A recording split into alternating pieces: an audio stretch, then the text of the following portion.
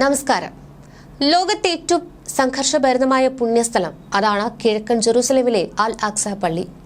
ഇസ്ലാം മതത്തിൽ ഹറം അൽ ഷരീഫ് എന്നും ജൂതമത വിശ്വാസികൾക്കിടയിൽ temple mount എന്നും അറിയപ്പെടുന്ന അൽ അക്സ ഇരു മതങ്ങൾക്കും ഏറ്റവും പ്രധാനപ്പെട്ട ആരാധനാ കേന്ദ്രം കൂടിയാണ്.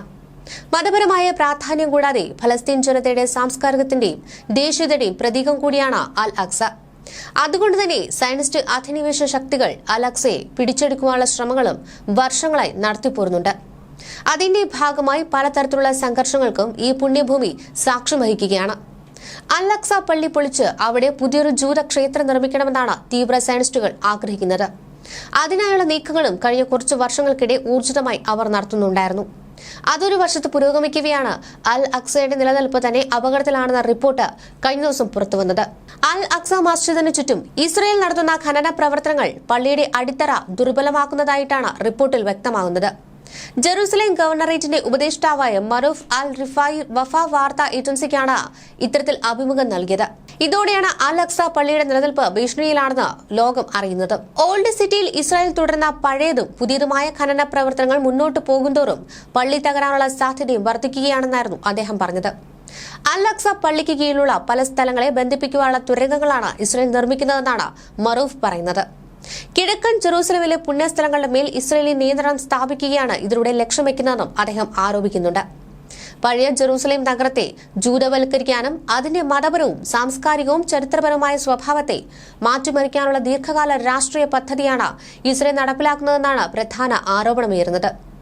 പുരാവസ്തു ഗവേഷണത്തിന്റെ ഭാഗമെന്നോണം ജെറൂസലേം ഒരു ജൂത നഗരമാണെന്ന് വരുത്തി തീർക്കുവാനുള്ള ശ്രമങ്ങളാണ് ശരിക്കും ഇസ്രായേൽ നടത്തുന്നതെന്നാണ് വിദഗ്ധർ ചൂണ്ടിക്കാട്ടുന്നത്. നൂറ്റാണ്ടുകളായുള്ള വീടുകൾ, പുരാതന പാഠശാലകൾ, മറ്റു അടയാളങ്ങൾ എന്നിവയെല്ലാം ഖനന പ്രവൃത്തിയിലൂടെ ഇസ്രായേൽ നശിപ്പിക്കുന്നുണ്ട്. ഇതൊന്നും ശാസ്ത്രീയമായ രീതിയിലല്ല എന്നതും രാഷ്ട്രീയ ലക്ഷ്യങ്ങളാണ് ഖനനത്തിന് പിന്നിലുള്ളത് എന്ന ആരോപണത്തിന് ശക്തി പകരുന്നുണ്ട്. 19ാം നൂറ്റാണ്ടിന്റെ അവസാനത്തിൽ അക്കാലത്ത് ഫലസ്തീൻ ഭരിച്ചിരുന്ന ഓട്ടോമൻ സാമ്രാജ്യം ജെറൂസലേമിലെ മതകേന്ദ്രങ്ങളിലെ നടത്തിപ്പ് സംബന്ധിച്ച് ഒരു സംവിധാനം കൊണ്ടുവന്നിരുന്നു. സ്റ്റാറ്റസ് ക്വാ എന്നായിരുന്നു അത് അറിയപ്പെട്ടിരുന്നത്.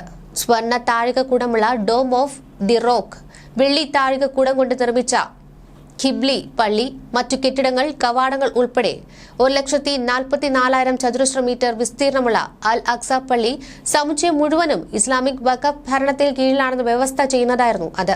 മുസ്ലിങ്ങൾക്ക് മാത്രമേ പള്ളിക്കുള്ളിൽ പ്രാർത്ഥിക്കുവാൻ അനുവാദമുള്ളൂ. മുസ്ലിങ്ങളല്ലാത്തവർക്ക് സന്ദർശിക്കാം, പക്ഷേ എപ്പോൾ എങ്ങനെയെന്ന് വഖഫ് തീരുമാനിക്കും. അത്ര ലളിതമായിരുന്നു നിയമം. ഒപ്പം പള്ളിയുടെ നിയന്ത്രണവും പരിപാലനവും സുരക്ഷ, ഖനനം എന്നിവ ഉൾപ്പെടെ വഖഫിന്റെ മാത്രം ഉത്തരവാദിത്തമായിരുന്നു. 1994 ജോർദാനുമായി ഒപ്പുവെച്ച സമാധാന ഉടമ്പടിയിലും ഇസ്രായേൽ ഇതെല്ലാം അംഗീകരിക്കുകയും ചെയ്തിരുന്നു. 2000 വരെ ഈ വ്യവസ്ഥകൾ ഇസ്രായേൽ അംഗീകരിച്ചു പോരുകയായിരുന്നു.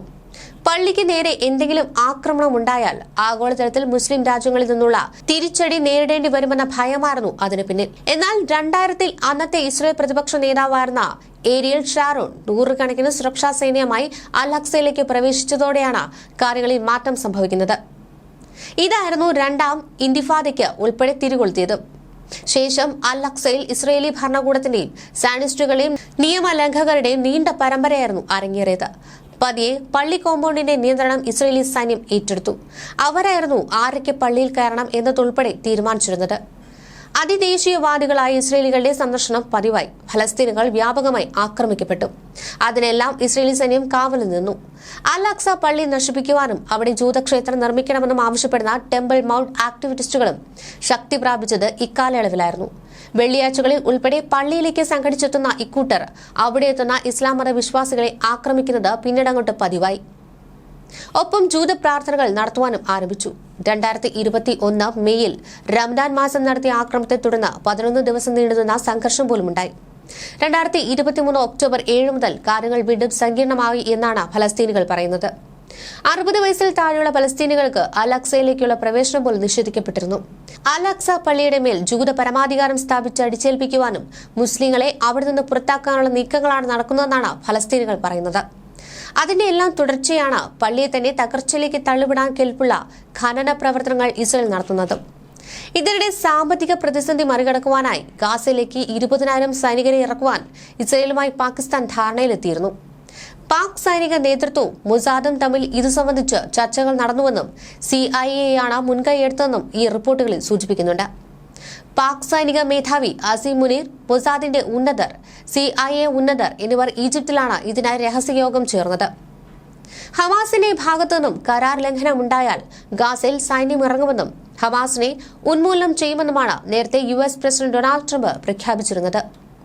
എന്നാൽ അമേരിക്കൻ സൈന്യമാവില്ല ഇറങ്ങുകയെന്നും അദ്ദേഹം വ്യക്തമാക്കിയിരുന്നു. ട്രംപിന്റെ ഈ വാക്കുകൾ ശരിവെക്കുന്നതാണ് പുറത്തുവന്ന റിപ്പോർട്ടുകളും. അങ്ങനെയെങ്കിൽ പാകിസ്ഥാന്റെ വിദേശ നയത്തിലെ സുപ്രധാന മാറ്റമാകും ഇത്. ഇസ്രയേലിനെ ഇതുവരെയും ഔദ്യോഗികമായി അംഗീകരിക്കാത്ത പാകിസ്ഥാൻ കടുത്ത ഇസ്ലാം വിരുദ്ധ നിലപാടുകളുള്ള ഇസ്രയേലിനോട് എങ്ങനെ യോജിച്ച് പ്രവർത്തിക്കുമെന്നാണ് തുർക്കി ഉൾപ്പെടെയുള്ളവർ ഉറ്റുനോക്കുന്നത്. ഗാസയിൽ പാക് പട്ടാളത്തെ നിയന്ത്രിതമായി വിന്യസിക്കാൻ തീരുമാനമായെന്നും ഇത് ഗാസയുടെ പുനരുദ്ധാരണത്തിനും പുനരധിവാസ പ്രവർത്തനങ്ങൾ ഏകോപിപ്പിക്കുന്നതിനുമാണെന്നാണ് പദ്ധതിയിൽ പറയുന്നത്. എന്നാൽ ഇത് പുറമേക്കുള്ള പറച്ചിൽ മാത്രമാണെന്നും ഗാസയിൽ ഹമാസിനെ ഉന്മൂലനം ചെയ്ത പ്രദേശത്ത് USന്റെയും ഇസ്രയേലിന്റെയും താൽപര്യങ്ങൾ സംരക്ഷിക്കുകയാണ് യഥാർത്ഥ ലക്ഷ്യമെന്നാണ് വിലയിരുത്തുന്നതും കുറവല്ല. ഇസ്രയേലിനും ഗാസയ്ക്കുമിടയിൽ ബഫർ സോണിലാകും പാക് പട്ടാളത്തെ വിന്യസിക്കുകയെന്നും പാക് സൈനികർക്കൊപ്പം ഇന്തോനേഷ്യയിൽ നിന്നും അസർബൈജാനിൽ നിന്നുമുള്ള സൈനികരും ഉണ്ടാകുമെന്നും യുദ്ധാനന്തര പുനരുദ്ധാരണ പ്രവർത്തനങ്ങൾ ഏകോപിപ്പിക്കലാണ് ലക്ഷ്യമെന്നും ഈ റിപ്പോർട്ടുകളിൽ പറയുന്നു. പാകിസ്ഥാന്റെ ഈ നടപടിക്ക് പ്രതിഫലമായി ലോകബാങ്ക് വായ്പ, തിരിച്ചടവിൽ സാവകാശം, മറ്റ് സാമ്പത്തിക സഹായങ്ങൾ എന്നിവയൊക്കെയാണ് വാഷിംഗ്ടണും ടെൽ-അവീവും വാഗ്ദാനം ചെയ്തിരിക്കുന്നത്. പാക് പാസ്പോർട്ടിൽ മുൻപ് ഇസ്രയേലിൽ സാധുവല്ല എന്നാണ് രേഖപ്പെടുത്തിയിരുന്നത്. എന്നാൽ പുതുതായി അച്ചടിക്കുന്ന പാസ്പോർട്ടുകളിൽ ഈ വരി ഒഴിവാക്കിയാണ് നിർണായക മാറ്റമെന്നാണ് റിപ്പോർട്ടുകളിൽ പറയുന്നത്. പാക് നീക്കത്തിനെതിരെ വലിയ എതിർപ്പ് തന്നെയാണ് ഇറാനും തുർക്കിയും ഖത്തറും ഉയർത്തിയിട്ടുള്ളത്. ചില്ലിക്കാശിനും പാശ്ചാത്യ താൽപര്യത്തിനുമായി ഫലസ്തീനെ ഒറ്റുകൊടുക്കുകയാണ് പാകിസ്ഥാൻ ചെയ്യുന്നതെന്നാണ് ഇറാൻ ഉൾപ്പെടെയുള്ളവർ വിമർശിക്കുന്നത്. ഇസ്രയേലിലെ പ്രധാന ശത്രുവായി കാണുന്ന ഇസ്ലാമിക രാജ്യങ്ങൾ പാക് നടപടിയോട് എങ്ങനെ പ്രതികരിക്കുമെന്ന് കാത്തിരുന്ന് തന്നെ കാണണം. ഈ പശ്ചിമേഷ്യ ഇപ്പോഴും ലോകത്തിലെ ഏറ്റവും അസ്ഥിരമായ മേഖലകളിൽ ഒന്നായി തുടരുകയാണ്. പ്രധാന ശക്തികൾ തമ്മിലുള്ള അടിസ്ഥാനപരമായ വൈരുദ്ധ്യങ്ങൾ നിലനിൽക്കുന്നതിനാൽ ഏതു ചെറിയ പ്രശ്നവും ഈ പ്രദേശത്ത് പെട്ടെന്ന് തന്നെ ഒരു വലിയ പ്രതിസന്ധിയായി മാറിയേക്കാം. ഗാസയിൽ അമേരിക്കൻ പ്രസിഡന്റ് ഡൊണാൾഡ് ട്രംപിന്റെ നേതൃത്വത്തിൽ സമാധാന ഉടമ്പടി പ്രഖ്യാപിച്ചിരുന്നുവെങ്കിലും അതിന്റെ നിലനിൽപ്പ് ഇപ്പോഴും ഒരു ചോദ്യചിഹ്നമായി തുടരുകയാണ്. ഈ ഒരു സാഹചര്യത്തിൽ ഇസ്രയേൽ എന്തുകൊണ്ടാണ് എല്ലാവരുമായി പോരാട്ടം തുടരുന്നതെന്ന് പരിശോധിക്കുകയാണ് ഒരു മാധ്യമ പ്രവർത്തകൻ. സാദിഖ് സാദയുടെ അഭിപ്രായത്തിൽ ഇസ്രയേൽ അയൽരാജ്യങ്ങളുമായി പോരാട്ടം നിർത്താതിരിക്കുന്നതിന്റെ കാരണം രാജ്യം ഭരിക്കുന്ന തീവ്ര വലതുപക്ഷ സഖ്യത്തിന്റെ ആഭ്യന്തര രാഷ്ട്രീയപരമായ ആവശ്യതകളിലാണ് കുടികൊള്ളുന്നത്. ഈ സഖ്യം തങ്ങളുടെ അധികാരം നിലനിർത്താൻ ദേശീയവാദപരമായ യുദ്ധക്കൊതി ആശ്രയിക്കുന്നു. പശ്ചിമേഷ്യ ഇപ്പോഴും അശാന്തമായി തുടരുമ്പോൾ ഇസ്രയേലിന്റെ ഈ യുദ്ധക്കൊതിയാണ് കൂടുതൽ ആക്രമണോത്സുകമായതും വിട്ടുവീഴ്ചയില്ലാത്തതുമായ ഒരു സമീപനം രൂപപ്പെടുത്തുന്നതിൽ പ്രധാന പങ്ക് വഹിക്കുന്നത്. രാഷ്ട്രീയ അസ്ഥിരത, സാമൂഹിക ഭിന്നത, തീവ്ര വലതുപക്ഷത്തിന്റെ സൈനിക നിലപാടുകളിലെ മാറ്റങ്ങൾ എന്നിവയിൽ അയൽരാജ്യങ്ങളിൽ നിന്നുള്ള ഭീഷണികൾ, അമേരിക്കയും അറബ് രാജ്യങ്ങളുമായുള്ള ബന്ധങ്ങൾ, ഗാസയിലെ സമീപകാല സംഭവങ്ങളിലെ പ്രത്യാഘാതങ്ങൾ എന്നിവയുമായി എങ്ങനെ ബന്ധപ്പെട്ടിരിക്കുന്നുവെന്നും സാദിഖ് സാദെ തന്റെ ലേഖനത്തിൽ വിശദീകരിക്കുന്നുണ്ട്. പ്രധാനമന്ത്രി ബെഞ്ചമിൻ നെതന്യാഹു തീവ്ര വലതുപക്ഷ സഖ്യകക്ഷികളെ രാഷ്ട്രീയമായി ആശ്രയിക്കുന്നതിനാൽ സ്ഥിരമായ സംഘർഷാവസ്ഥ ഇസ്രയേലിൽ ഒരു ആഭ്യന്തര ഏകീകരണ ഉപകരണമായി മാറുകയും ഇത് ആ രാജ്യത്തിന്റെ താൽപര്യങ്ങളെക്കാൾ ചില രാഷ്ട്രീയക്കാരുടെ അതിജീവനത്തിന് കാരണമാവുകയും ചെയ്യുന്നു. ഇസ്രയേലിലെ ആഭ്യന്തര രാഷ്ട്രീയ സാഹചര്യമാണ് പശ്ചിമേഷ്യയിലെ അസ്ഥിരതയുടെ ഏറ്റവും പ്രധാന കാരണമെന്നാണ് തന്റെ ലേഖനത്തിലൂടെ സാദിഖ് സാദെ വ്യക്തമാക്കുന്നത്. ഭിന്നിച്ച സമൂഹം, ദുർബലമായ സ്ഥാപനങ്ങൾ, തീവ്രവാദത്തിലേക്ക് നീങ്ങുന്ന ഭരണസഖ്യം എന്നിവ ആഭ്യന്തര പിരിമുറുക്കങ്ങളെ ബാഹ്യ ആക്രമണമാക്കി മാറ്റുന്നത് എളുപ്പമാക്കുന്നു.